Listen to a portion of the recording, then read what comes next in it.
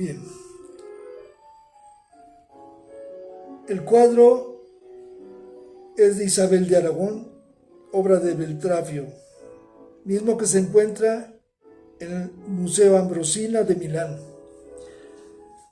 Y el segundo es el Venus y el Sátiro de Paris Verdon, mismo que se encuentra en el Palacio Borghese de Roma.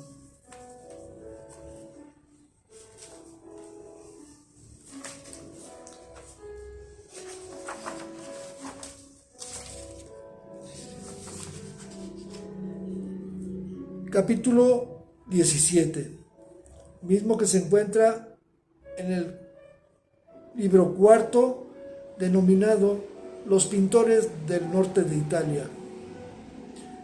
Una obra que se encuentra inscrita en el libro de Bernardo Berenson, Los pintores italianos del Renacimiento. Vayamos al capítulo 17. La pintura quattrocentista en Milán. Al menos, según el estado de nuestros conocimientos, debe su existencia a Vincenzo Foppa, aunque en su manera de componer y en sus paisajes ocasionalmente se observan huellas de la influencia de Pisanello. Hizo por lo demás la parte más seria de su educación en Padua, con Bellini, Mantegna y Tura. Su obra, a juzgar por la parte de la misma que ha llegado a nosotros, es inferior en cantidad y probablemente también en calidad a la de sus condiscípulos. Sin embargo, puede ponerse en duda, dejando aparte a Mantegna, si el talento natural de Foppa era inferior al de Tura y aún al de Bellini. De haber vivido estos dos artistas alejados de todas las fuentes de inspiración, si hubieran estado privados completamente de estímulo y rivalidad en su más genuino periodo de creación plástica, probablemente se hubieran parado allí donde se paró Foppa, o acaso antes, como aconteció con Tura, a pesar de su arranque posterior y de su vecindad cercana a Padua y Venecia. Que el desarrollo truncado de Foppa no fue debido a ninguna torpeza natural, sino a la falta de estímulos, se puede inferir justamente del modo como se trató la perspectiva, la luz y el espacio en su Epifanía, ubicado en la Galería Nacional de Londres. Y esta obra nos dice que, a pesar de que su autor había pasado ya de la cincuentena, bien supo aprender muchas cosas de Bramante. Como acaso ningún otro maestro de su tiempo, tiende a suavizar el choque entre superficie y atmósfera, y su sentimiento del color está también de acuerdo con esta tendencia a la suavidad, porque prefiere hacer uso de la gama plateada, un tanto grisácea, hasta bordear lo monocromo, que de las tintas abigarradas, tan estimadas por los adeptos de las definiciones extremas. Estas pocas palabras son suficientes para mostrar que el instinto de Foppa no coincidía con el de Mantegna o Tura, sino con el de Giovanni Bellini. Si hubiera tenido unos comienzos tan favorables como los de estos, este ciudadano de Brescia hubiera podido llegar a la visión pictórica tan pronto o acaso antes que los venecianos, porque no pasó nunca, como Bellini, por una fase inicial de intensa precisión en el contorno.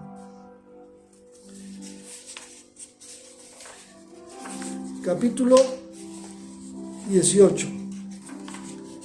No podemos detenernos mucho en la consideración de Butinone y en la de Cenale, el primero y más viejo de los cuales raramente sobrepasa la singularidad y la caprichosidad de ese pequeño maestro y atractivo imitador de Donatello y Mantegna, que es Gregorio Schiavone, mientras que el más joven fue lo bastante hábil para ser capaz de injertar ciertos frutos menores leonardescos en el tosco trono de plantar a Foppa,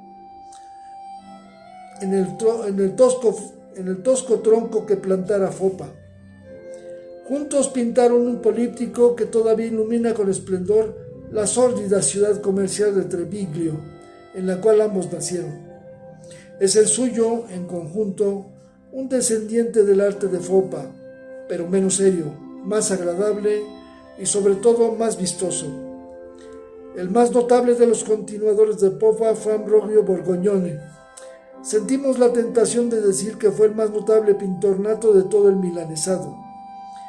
Cierto que su alcance es limitado, raramente fue más allá del horizonte de su maestro, y también es cierto que no es conspicuo por una peculiar excelencia en la forma, el movimiento o en la composición espacial. Tampoco está libre de la debilidad del imitador y de la lindeza que en sus últimos años llovía pródigamente sobre su país. Como pintor, Borgognone acaso se acercó, tanto como puede un hombre firmemente afincado en los hábitos de la visualidad plástica, a ser un Whistler del Renacimiento. Volvamos ahora al principio del último cuarto del siglo XV, cuando el estilo de Foppa aún no había conquistado el campo. En ese momento recibió el refuerzo de Bramante. En Milán pasó este artista muchos años de su vida. Podría preguntarse si su influencia en la arquitectura lombarda fue completamente beneficiosa, considerando que sus propias formas estaban ya tan avanzadas como para invitar al cultivo de la imitación y de la lindeza más bien que a una sólida comprensión. Y así actuó allí como un disolvente, de la misma manera que lo hizo en mucho mayor grado el arte de Leonardo en el dominio de la pintura. Sin embargo, es cierto que, aun jugando aquí un papel mucho menos importante, el Bramante tuvo en el dominio de la pintura también una influencia muy significativa y en general benéfica. Como pintor de figuras, debemos más bien deducir lo que era de la consideración de ciertos elementos centro-italianos que pueden verse en las obras de sus continuadores, que no del estudio de las suyas propias. Aunque practicó la pintura y aún el grabado, parece claro que Bramante cultivó estas artes subordinándolas al estudio de la arquitectura, cuando no fueron directamente inspiradas por ella. Sin embargo, las pocas pinturas suyas que quedan indican la presencia de un decorador en el sentido más noble de esta palabra, con sus tipos heroicos, estatuarios en la actitud, grandiosas en la forma y magníficos en el movimiento, emparentados de cerca en espíritu y modelo con los de Piero della Francesca y sus discípulos Meloso, Signorelli y Bartolomeo de la Gata. Bramante debió pintar, sin embargo, relativamente poco, porque de otro modo su influencia en este arte hubiera sido mucho más perceptible de lo que es, aunque sin duda se extendió a Sanale y a otros artistas. Su principal canal se dirigió hasta Bramantino. Por medio de este se extendió con justa medida sobre las últimas ramificaciones de la pintura milanesa, fecundando tal vez los mejores elementos del arte de Luini y de Gaudencio.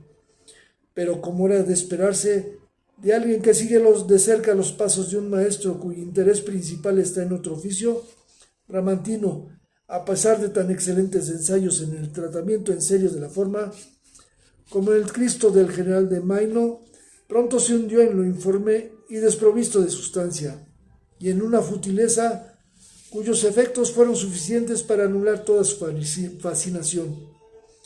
Sin embargo, siguió siendo fascinante. En primer lugar, heredó de sus predecesores artísticos algo de la locura poética de los umbros toscanos, la cual no pudo ser aniquilada por todos sus instintos nativos milaneses, que lo orientaban hacia lo lindo. A veces es efectivamente encantador, como en los frescos de Brera, la Madonna con los ángeles o en la huida a Egipto de Locarno. Capítulo 20. El resto de la pintura del Renacimiento en el milanesado agrúpase alrededor de un artista que determinó en tal forma el carácter y el curso de la misma que ha sido considerado siempre como su propia escuela, la escuela de Leonardo da Vinci. Sus mejores obras han pasado durante algún tiempo como las obras del mismo Leonardo. Cuando hacia 1485 los artistas florentinos mejor dotados se establecieron en Milán, tenía Leonardo poco más de 30 años, aunque había ya realizado su epifanía, el dibujo más serio y más intelectual que hubo de producirse hasta entonces en el mundo cristiano. A pesar de que ya había abandonado el campo en que dominaba Manteña y rebasado las metas que se propusieron este artista y sus secuaces, no por eso había aún alcanzado su plenitud. Estaba aún sujeta a las normas de su maestro, el Verrocchio. Le faltaba, pues, descubrir aún el camino que le condujera a la perfecta libertad. Difícilmente podrá nadie creer que este camino pasara por las calles de Milán, y podría ponerse en duda si Leonardo, de no haber regresado a Florencia, lo hubiera descubierto. También podría preguntarse el entendido si este gran florentino, en el caso de no haber abandonado nunca su ciudad natal, no hubiera logrado su verdadero ser, una mayor emancipación y con mayor rapidez, por lo que pudiera deplorarse del mucho tiempo que estuvo ausente del centro de las artes para su propio daño y grave perjuicio de la belleza eterna. Imagínese lo que hubiera sido de tener como discípulos, o por lo menos como continuadores, a Miguel Ángel y Andrea de Sarto, en lugar de Ambrogio da Predis y Boltrafio. Pero corrieron sus mejores años en Lombardía y acaso no dejó de sentir la pasión de lo lindo. Nada podía ganar con verse obligado a pintar las bellezas que daban realce a la corte de ese sutil sensual Ludovico el Moro. Como la recompensa consiste en la mayor demanda, los clientes de la corte milanesa probablemente aumentaron sus encargos a cada revelación que el poderoso genio condescendía a hacerles de una belleza hasta ese momento percibida con pasión, pero vagamente. Leonardo, a pesar de suyo, fue así uno de los principales cómplices en la conspiración en favor de lo bonito. Porque si bien es cierto que su arte soberano podía iluminar aún con mayor belleza a la mujer más bonita, estaba esta virtud mágica fuera del alcance de los artistas mediocres, como lo eran sus discípulos. Consideraciones de esta índole pueden tal vez explicar la atención casi excesiva que Leonardo prestó a las cabezas y el que llevara la expresión facial peligrosamente cerca del borde de lo inadmisible. También puede explicar el hecho de que nunca, durante su larga residencia en Milán, encontrase una oportunidad completa para ejercitar su don más elevado, o sea, su dominio del movimiento. Delante de las producciones de Predis, Boltrafio, Cesare da Sesto, Gianpetrino, Solario, Ogiono, Luini, Sodoma y otros, puede parecer paradójico que se dude que la larga estancia de Leonardo en Milán fuese una positiva ganancia para la escuela. Pero lo cierto es que la mayor parte de estas producciones son de escaso valor intrínseco. El único interés serio que poseen consiste en que son un archivo de las ideas del maestro. Su principal atractivo radica, pues, en que registran estas ideas en términos tan fáciles de comprender y recordar que, con los procedimientos mnemotécnicos, complacen aún a las mentes más comunes. Tal vez si el gran señor etrusco, Leonardo, no les hubiese reducido a la categoría de amanuenses esclavos, estos artistas secundarios, estimulados por influencias venecianas, habrían desarrollado, fuera de la tradición de Fopa, una escuela de pintura como la de Brescia, pero con mayor alcance y más poderoso aliento. Y no es inconcebible que hubiese culminado en un artista más semejante al Veronés que a Luini. Capítulo 21. El primer efecto de la presencia de Leonardo en Milán fue de poca importancia, a no ser de la manera más superficial. Únicamente fue advertido por sus pocos colaboradores y discípulos. Pudo deberse esto a que pintaba únicamente para la corte y sus alrededores, ya que permanecía casi desconocido para los demás, o bien a que los artífices locales no estaban capacitados para valorar sus méritos, porque su primera estancia de 15 años o más hubiera dejado trazas relativamente débiles si no hubiera vuelto más tarde a Milán. Fue, en efecto, a su retorno, luego de larga ausencia, que ejerció su prodigiosa y quizás desastrosa influencia. Hubo de este modo tiempo para que el entusiasmo de sus raros partidarios, apoyado por las noticias que llegaban de su triunfo repentino en Florencia, orientase la atención de sus compañeros hacia su grandeza y para que los jóvenes se pusieran a sus pies. Además, Leonardo mismo estaba todavía buscando, y aunque se hallaba ya muy cerca de la perfección, aún no lo había logrado. No existía, por consiguiente, un producto acabado que les cautivase. Si le imitaban, tenían también que imitar algo de su esfuerzo y sus obras, por eso mismo, eran necesariamente más vivas. Por ejemplo, porfiaba siempre por conseguir esa intensificación del modelado, cada vez más sutil mediante la luz y la sombra, que al fin consiguió en su Mona Lisa. Sin duda alguna, se debe a un conocimiento más íntimo de los métodos de Leonardo el que Predis fuese capaz de ejecutar una réplica como su Virgen de las Rocas de la Galería Nacional de Londres, mucho más cercana al original que cualquiera de las réplicas de la Última Cena, hecha por los más hábiles imitadores de la generación más reciente. Pero aún estos primeros continuadores de Leonardo, que nos han legado muchos retratos de hombres pintados con probidad y dignamente, también hubieron de hundirse en la mera lindeza, cuando trataron de seguir al maestro en el retrato de mujeres encantadoras y de niños de caritas redondas.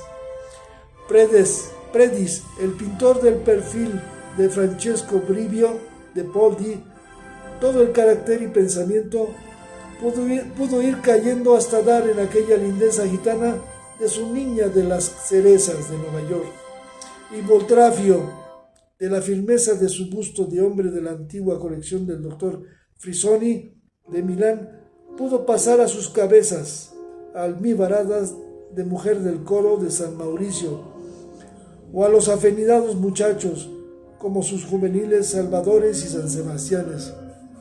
Sus mismas Madonas, probablemente ejecutadas siguiendo dibujos del maestro, llenas de la fascinación de éste, como las de Poldi y las de la Galería Nacional de Londres, Boltrafio las estropea, derramando sobre ellas azúcar y perfume pictórico. Era inevitable, porque las cabezas de mujeres y niños de Leonardo tenían una tendencia a la dulcedumbre que el maestro evitaba mediante el empleo de su soberano poder sobre la forma, pero que estaba destinada a declarar claramente la falta de poderío en los otros.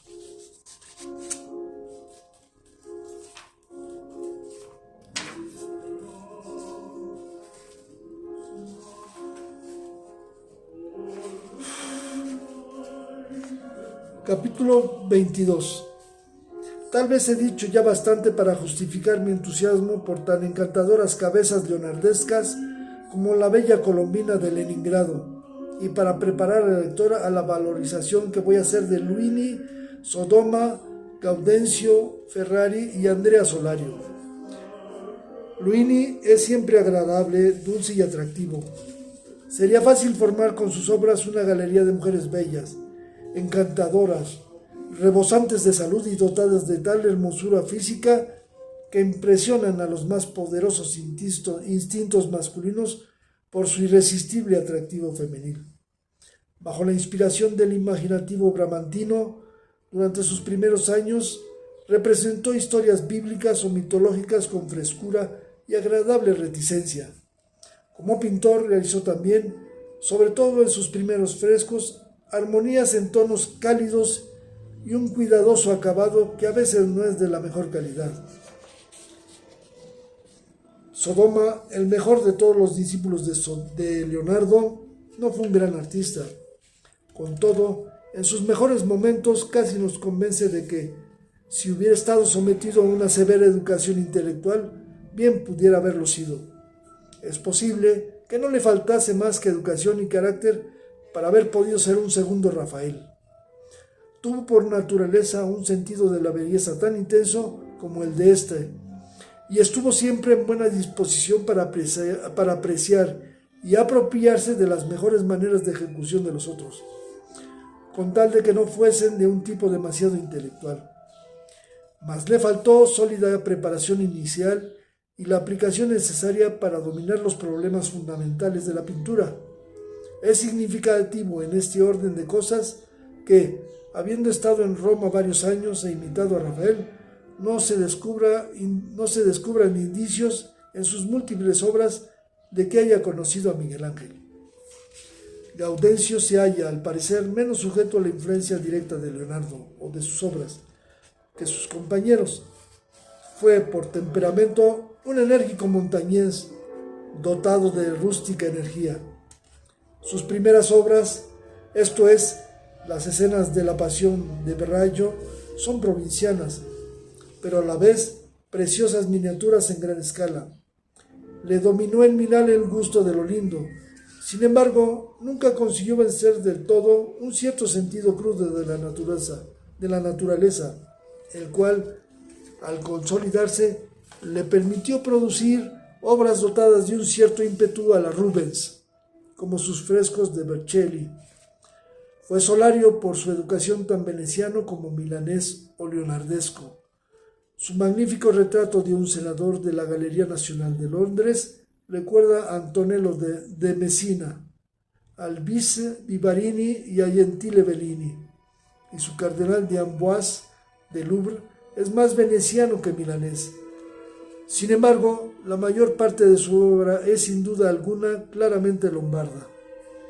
Con todo, gracias a su acabado como de fina porcelana, a su lindeza, a su sonrisa larga, no carece de vida y no es tan estereotipado como Luini. Es más difícil admirar el juvenil deleite que produce la contemplación de su Virgen con un almohadón verde, del Louvre, que renunciar a cualquier otro entusiasmo prematuro por las obras de esta escuela.